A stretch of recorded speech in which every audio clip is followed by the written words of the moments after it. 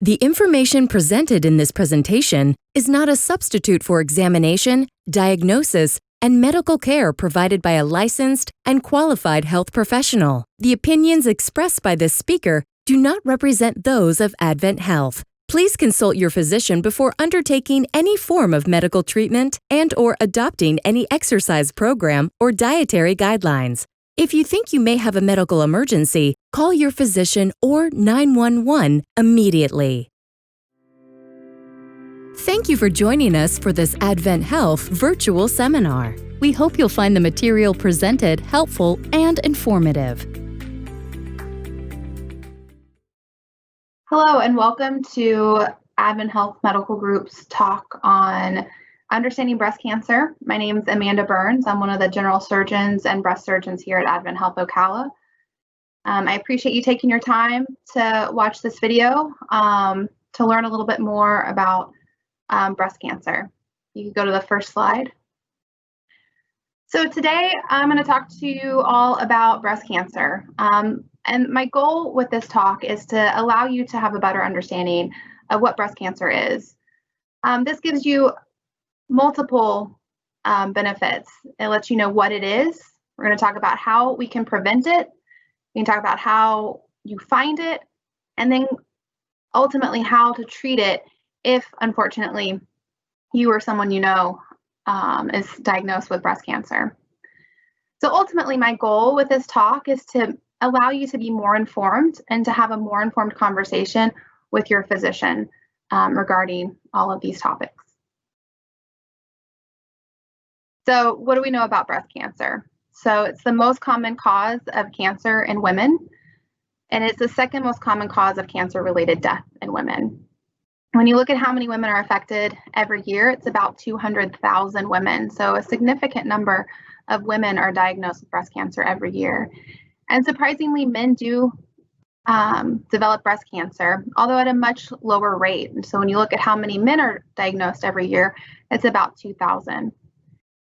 When you look at a lifetime risk, so your risk of developing breast cancer throughout your life, it's about 1 in 8. So 1 in 8 women at some point in their lifetime will develop and be diagnosed with breast cancer. Luckily, the mortality from breast cancer continues to decrease. And this is in part due to the significant research that we do every year. We're constantly learning more and more about breast cancer and allowing physicians to target more directly patients' cancer and allow them to be treated better and with better improvements in survival. 89% of women diagnosed with cancer will survive at least 5 years. And 5 years is just kind of the end of most studies. And so most women live well beyond 5 years.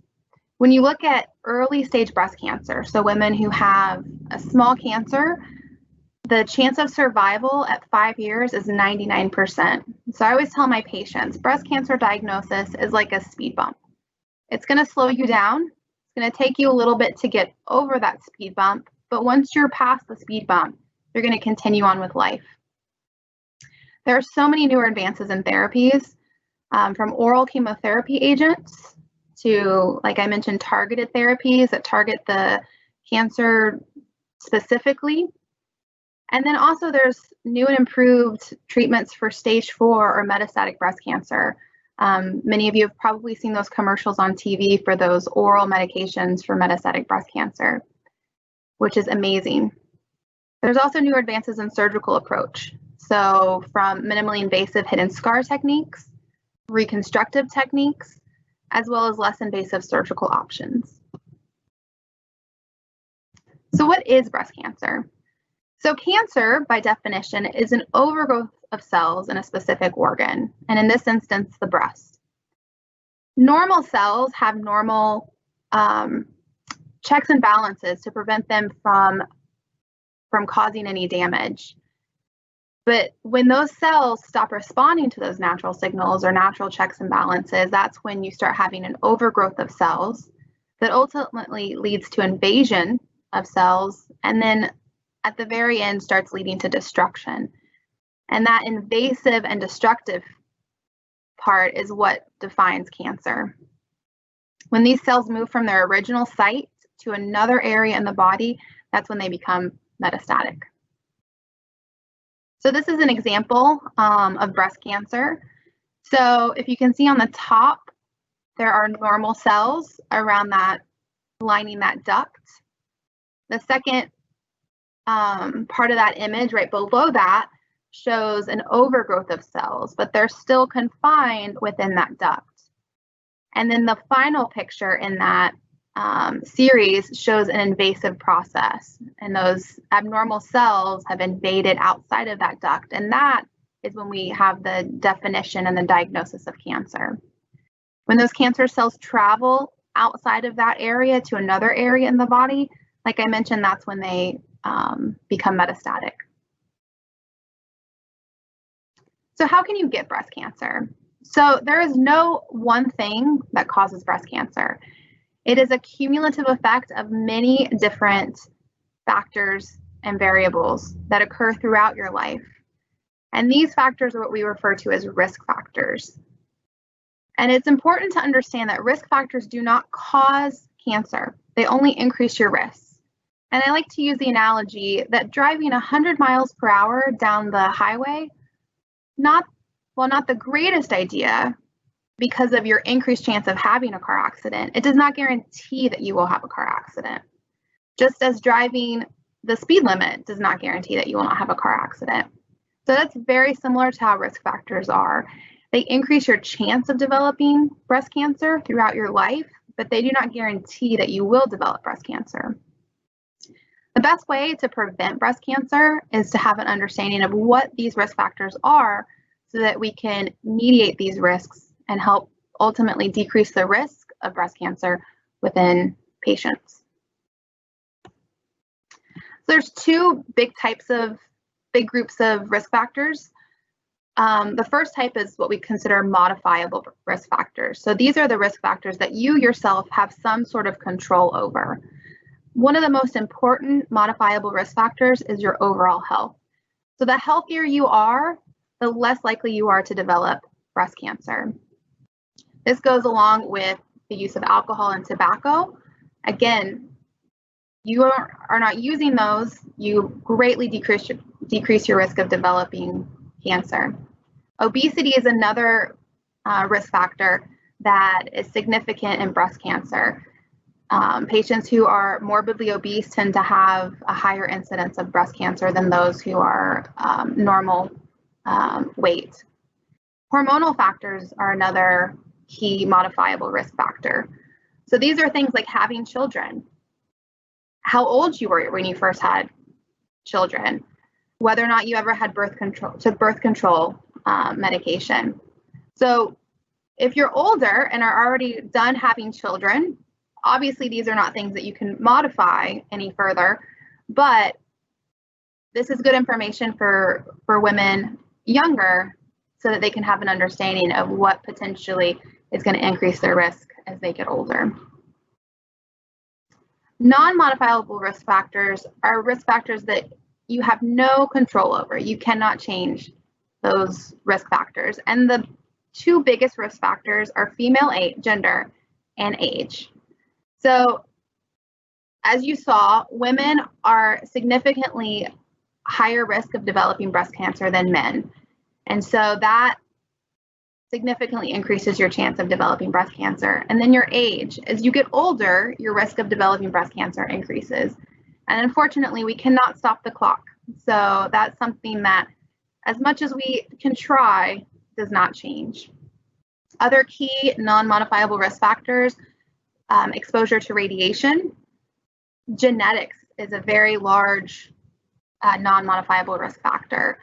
So that's, for example, those BRCA1 and 2 genes. There's several more genes that we've discovered recently that also increase your risk of developing breast cancer. But the two familiar ones that you've probably heard in the news are that BRCA1 and 2. And then family history. So I always tell patients that family history is a very important factor in determining whether or not you're going to develop breast cancer, whether or not you have a family history of breast, ovarian cancer, endometrial cancer, or prostate cancer. The thing with family history is that oftentimes these patients, when they are screened for genetic risk factors, do not have any identifiable genetic defects that would increase their risk of breast cancer. But a lot of times, for a lot of these patients, it's more of a factor that we just have not fully discovered every gene that determines whether or not you are at higher risk of developing breast cancer. And so if you look in the future, 10, 20, 30 years from now, we probably will have discovered many more genes that increase your risk. So family history is very important. Even if you've had genetic screening and are found out to be negative, that doesn't preclude your family history. So it's very important to know what history your family has had. And like I mentioned, age. Your lifetime risk of developing breast cancer is 1 out of 8. But as you can see, that risk is significantly less when you're younger. And as you get older, that risk increases. That's not to say that women in their 30s, unfortunately, they can get breast cancer. So it's not a risk of 0, but it is significantly less. And that's why we kind of choose when we start doing screening is based on this risk of developing breast cancer. If you screen too early, the risk is so low that it's not as beneficial, but that 40 age is right when that risk starts to increase. And so that tends to be when we start doing screenings. So how do we find it? So early detection is key. We ultimately want to find breast cancer in women when it is what we consider precancerous or early and small breast cancer, because those have the highest chance of a cancer cure. So screening methods are key in finding breast cancer. There's the self-breast exam, clinical breast exam, mammography, and ultrasounds. And then there's also genetic testing for patients who are at high risk for developing breast cancer. So self-breast exam. There's no solid consensus within the community of doing self-breast exam. And most patients will be told that if you are currently doing monthly breast exams, that's great. Continue doing it. But if you currently are not doing monthly self-breast exams, that's fine too. So it's really tailored to that patient and what the patient ultimately desires. So with a self-breast exam, the whole purpose of it is to be aware of what your normal breasts feel like, so that if there is a change, you can perceive that change a lot more readily than if you don't have a sense of what your normal breasts feel like. The key with self-breast exam is that you want to do it the same time every month to get a real clear comparison month to month. Your breast tissue is very responsive to hormones, so if you're still having your menstrual cycles, then your breast tissue can oftentimes change throughout the month. If you examine your breast one time of your menstrual cycle 1 month and then a different time during your menstrual cycle the next month, you might perceive that your breast tissue's changed. And when in reality, it's just that you've examined your breasts on 2 different times of your cycle. So it's very key that you pick the same time of your menstrual cycle every month to do your self-breast exams. So what changes are you looking for?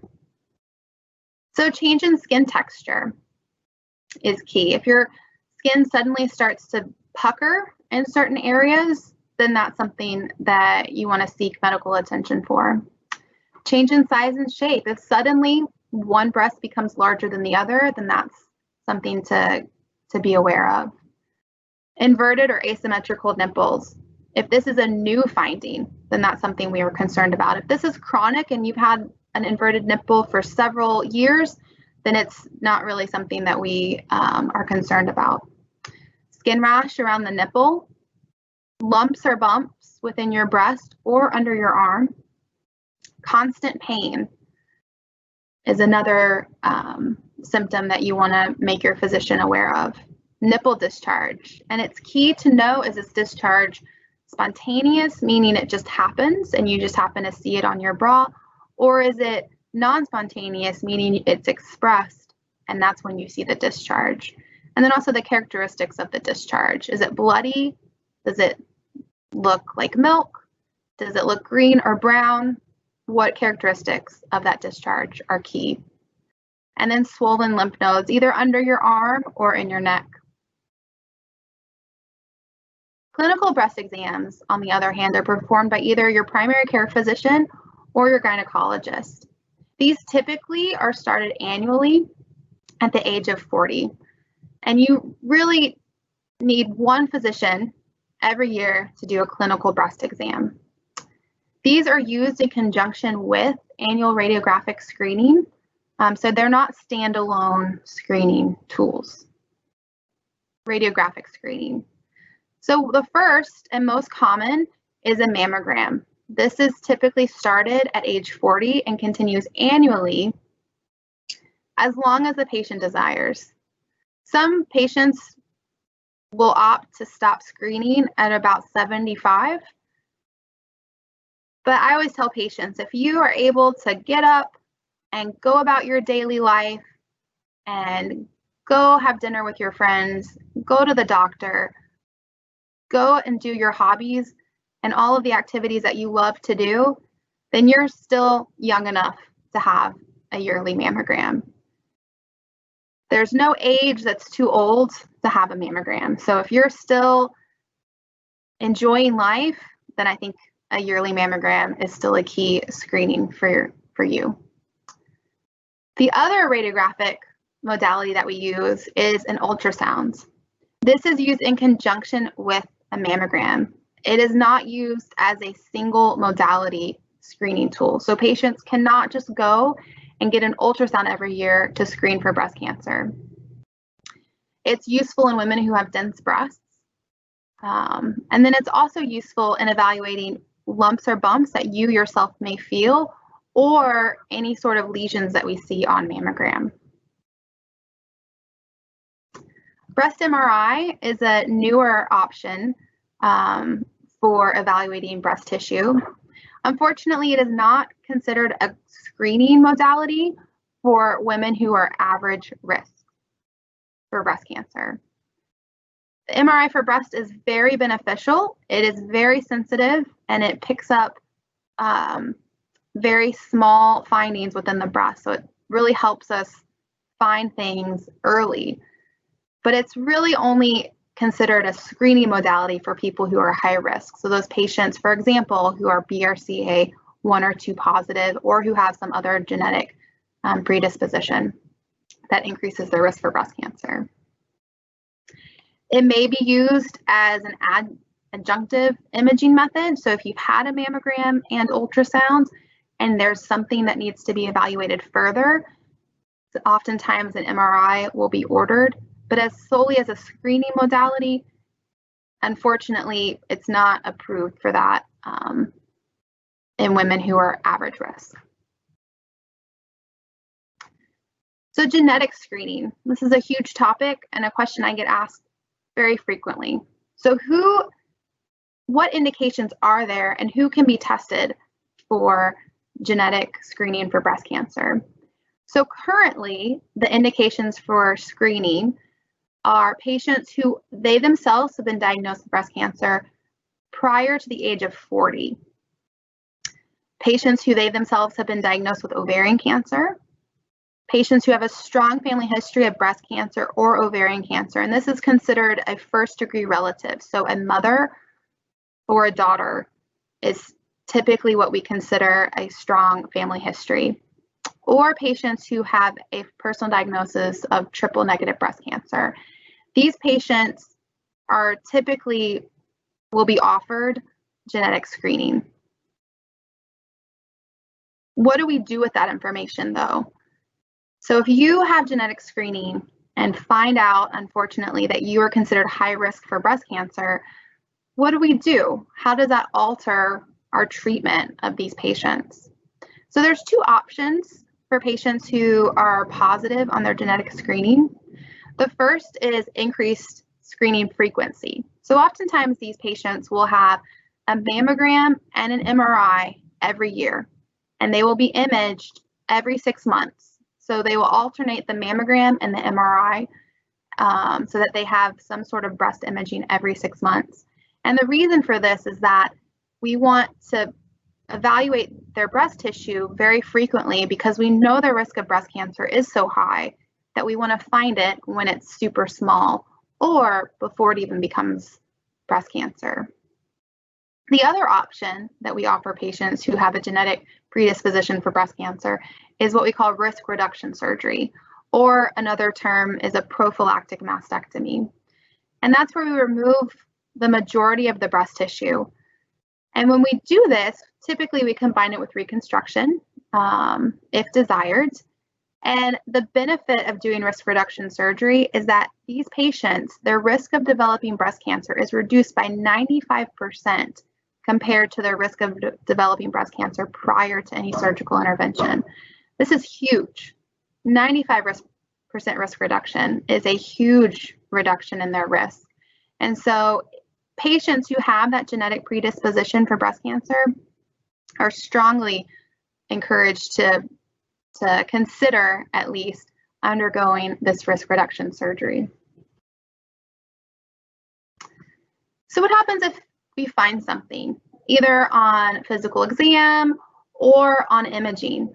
So if we find something on physical exam, we will send you for imaging right then and there. We don't need to wait for your yearly mammogram to roll around. You will go right then and get a mammogram, and most likely an ultrasound in conjunction with that mammogram. What if we find something on mammogram? If the lesion has no concerning characteristics, so we find something that looks like just a benign lesion or doesn't have characteristics that make us concerned that this might be something more than just a incidental finding, we may either recommend routine follow-up in a year or a more shorter follow-up course of possibly 6 months, depending on what that lesion on imaging looks like. I always tell patients, we can't go after everything that we see on imaging, or we'd be sticking needles in women every single day. So we use certain characteristics and qualities of the lesions that we find on either mammogram or ultrasound to clue us in to whether or not these lesions could possibly be something precancerous or cancerous. If the lesion that they find on mammogram or ultrasound has those concerning features, then we typically will recommend follow-up in a shorter time course or proceed with biopsy. If those lesions do not have those characteristics that clue us in that there's something more there, then we'll either recommend a yearly follow-up or sometimes a shorter follow-up at 6 months. So the biopsy technique, typically what we first start with is a closed biopsy, where it's typically done with a needle under some sort of imaging guidance, whether that's mammogram or ultrasound, to get a tissue diagnosis. And then the other option is an open surgical biopsy, where we actually, in the operating room, remove that area and send the whole area to the pathologist for them to look at. Why do we need a tissue biopsy?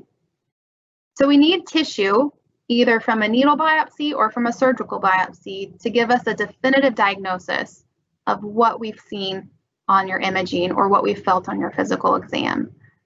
So you can never, I always tell patients, you can never make a true cancer diagnosis without some sort of tissue biopsy.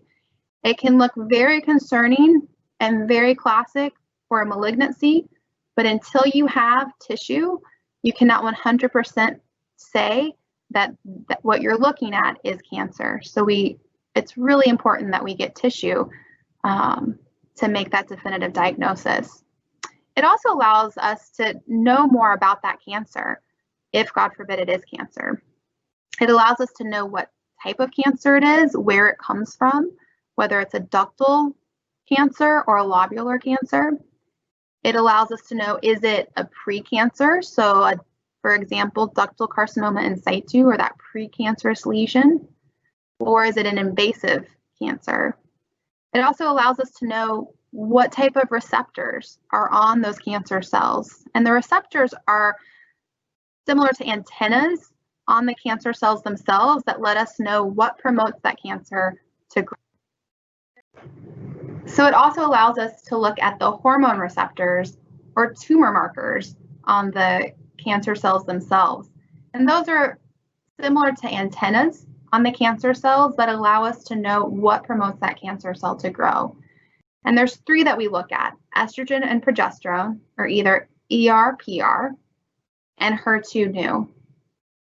And these tumor markers allow us to know what promotes that cancer to grow and ultimately what we need to do to treat that cancer. So how do we treat breast cancer? So breast cancer in today's day and age is treated in what we call a multimodality approach. So there is a group of physicians who come together to treat patients with breast cancer. And it's not just one physician who determines your treatment course. It is a collaboration among all of these physicians. So here at Advent Health Ocala, we have a weekly multidisciplinary conference, also called a tumor board, where we sit and discuss patients who have been recently diagnosed with breast cancer. And it is attended by physicians within medicine, medical oncologists, surgeons, radiologists, and pathologists. And we all sit and collaborate amongst ourselves and determine what is the best treatment choice for these patients. The key with breast cancer is that it is a very individualized treatment approach. The treatment is based not just on the diagnosis of breast cancer, but on what type of breast cancer you have, what stage your breast cancer is at diagnosis, the age of the patient, whether or not you have any comorbidities or any other medical issues, and ultimately the desire of the patient themselves. So I always tell patients that it's hard to compare your treatment of your breast cancer to somebody else with breast cancer, because your treatment is so individualized that you might get a completely different treatment than your neighbor who also has breast cancer, because it's not a cookie cutter, one size fits all treatment. Breast cancer is treated typically with surgery. Some patients get radiation, some patients get chemotherapy, and some patients get hormonal therapy, and some patients get all of them, or just a few. And like I said, it's very individualized and tailored to the patient, and really tailored to what the patient ultimately desires in terms of their treatment goals. So the first treatment modality is surgery. So the majority of patients diagnosed with breast cancer will undergo surgery during their treatment.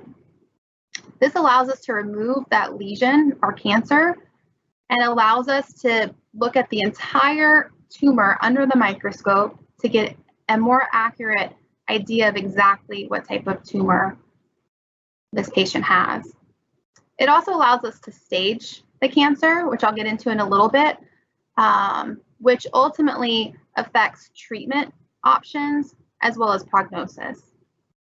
Also, at the time of surgery, we do sample lymph nodes, and this allows us to stage the cancer in terms of whether or not there's been any lymphatic spread of the cancer to those lymph nodes.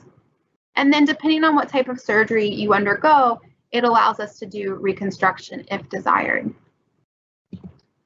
For breast cancer, there's two main types of surgical options. The first and probably most commonly known is a mastectomy. That's where we remove the entire breast tissue.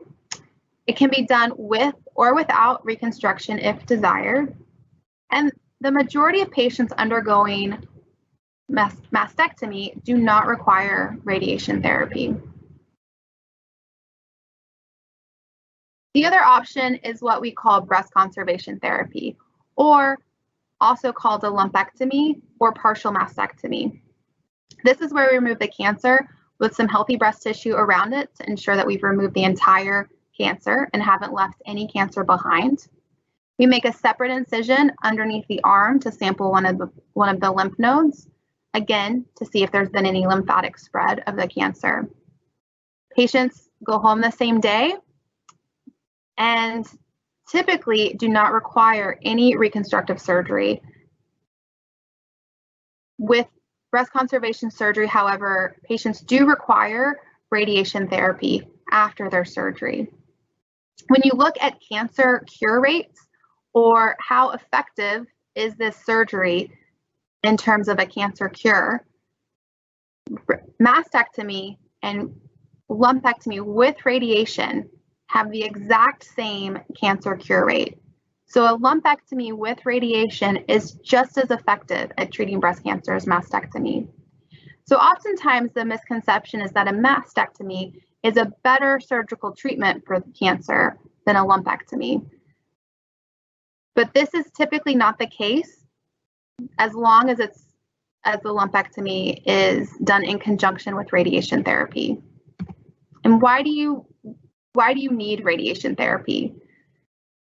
So radiation therapy is used in conjunction with surgical treatment, typically done for patients who've had lumpectomies. And it is an external treatment, and it helps reduce the risk of local recurrence. So it typically just treats the breast tissue that remains, plus or minus the axilla or under your arm where those lymph nodes are. When you look at cancer cure, or the likelihood of this cancer coming back, if you do a lumpectomy with radiation, your chance of this cancer coming back over 10 years is less than 10%. When you look at a mastectomy, your chance of that cancer coming back after a mastectomy at 10 years, it's less than 10%. When you look at a lumpectomy without radiation, which is that top line on this graph, your chance of your cancer coming back at 10 years is close to 30%. And some studies actually quote 40% and more chance of your cancer coming back if you do not undergo radiation therapy. So this graph is here to illustrate how important that radiation therapy is after your lumpectomy. The next modality that we use to treat cancer is chemotherapy. It's what we consider a systemic or whole body therapy. So it's typically given in an intravenous or IV form, and we can either give this medicine either through an IV in your arm, or for some patients, they end up getting a port that we use to infuse this therapy. There are some forms of chemotherapy that are oral that we can give patients, and they just take a pill for their chemotherapy, which is great. Typically, it's either given before or after surgery, and there's different indications for when to give it, before or after. And the decision for chemotherapy is based on multiple factors. So like I said before, breast cancer treatment is very individualized to every single patient. So some patients get chemotherapy based on whether or not they have lymph node involvement, whether or not that lymph node is positive at the time of surgery, whether or not they have genetic or hormonal characteristics of the cancer dictate oftentimes whether or not you'll get chemotherapy, and then also cancer size. If your cancer is large enough and you desire breast conservation therapy, then sometimes we'll give women chemotherapy up front to help shrink the tumor to allow them to have a better cosmetic result from breast conservation therapy. Hormonal therapy is another option, and this is given based on those tumor markers that I talked about. So typically it's a hormonal therapy to help block the estrogen in your body to help prevent recurrence of cancer. It's typically given for about 5 years. Some patients will get it for more, oftentimes 10 years, but again, that's very individualized to the patient. It is an oral medication. You take it once a day. Minimal side effects. You do not lose your hair. It is not chemotherapy. So no hair loss, no nausea, vomiting, no fatigue. The most common complaint that I hear patients have, if they even have complaints from this, is hot flashes. But like I said, not every patient gets has side effects after taking this medication. Common forms of this that you may or may not have heard about are tamoxifen or Arimidex, are two of the more commonly talked about forms. So lastly, how do we stage breast cancer? So staging is very important with any type of cancer because it allows us to know what we need to do to treat the disease based on your stage and also your prognosis. So breast cancer is staged like many other cancers using what we call the TNM staging method. So that T is for tumor size, N is for whether or not you have any lymph nodes positive for cancer, and then M is for metastatic disease. Breast cancer is staged from stage 0, which is that pre-cancer, that carcinoma in situ, all the way up to stage 4, which is metastatic disease, where that cancer is spread outside of the breast tissue to another area of the body. As the size of your tumor gets larger, your stage gets larger. As your lymph node status changes, so if your lymph node is positive for breast cancer, then your stage is higher as well too. And then if you have any metastatic disease or disease outside of the breast tissue, it's what we consider stage 4. And unfortunately, stage 4 is not curable at that point. However, we have so many newer advances in medications and chemotherapy agents that women are living longer and longer, even with a diagnosis of stage 4 breast cancer, than they were, say, 10, 15 years ago. So like I mentioned, why does stage matter? So it allows us to know how we need to tailor your treatment options, whether or not you need chemotherapy before surgery or after surgery, whether or not you need radiation therapy in conjunction with your surgical treatment. It also impacts survival. So patients with a lower stage breast cancer have a higher likelihood of being breast cancer free at 5 years. And this is why early detection is key. We want to find every single woman when they either have pre-cancer or that stage 1 breast cancer that has the 99% chance of cure at 5 years. Because we want to give every person diagnosed with breast cancer the greatest chance of overcoming that speed bump and moving right along with life as if breast cancer had never happened. So a little bit more about how stage impacts survival. So like I said, that stage 1 breast cancer, near 100% survival rate. So very, very treatable. And as your stage increases, your survival rate or cancer-free rate decreases. So like I said, breast cancer is a very complex topic. There's a lot of things that go into treatment of each patient. Early detection is key. We want to find women when they're stage 0 or stage 1 and give them that near 100% survival rate. Breast cancer is treated in a multimodality approach where it is a collaboration of many specialties to help find the best treatment for each individual patient based on their individual factors of their cancer, their history, their health, and ultimately their desires for cancer treatment. There's newer advances in surgical technique allowing patients to preserve their breast tissue and not require any reconstructive therapies. And hopefully I have left you all with a better understanding of breast cancer as a whole so that you can understand how to prevent it, ultimately how we find it and treat it, so that you can have a more educated and informed discussion with your healthcare provider. Thank you very much. It's been a pleasure. Again, my name is Amanda Burns. I'm one of the breast and general surgeons here at Advent Health Ocala. If you have any questions about any topics that were discussed, please feel free to either give my office a call at the number below, email me directly at the email address on the screen, or provide a comment on Facebook below this video. Again, thank you so much, and I hope you enjoyed this presentation.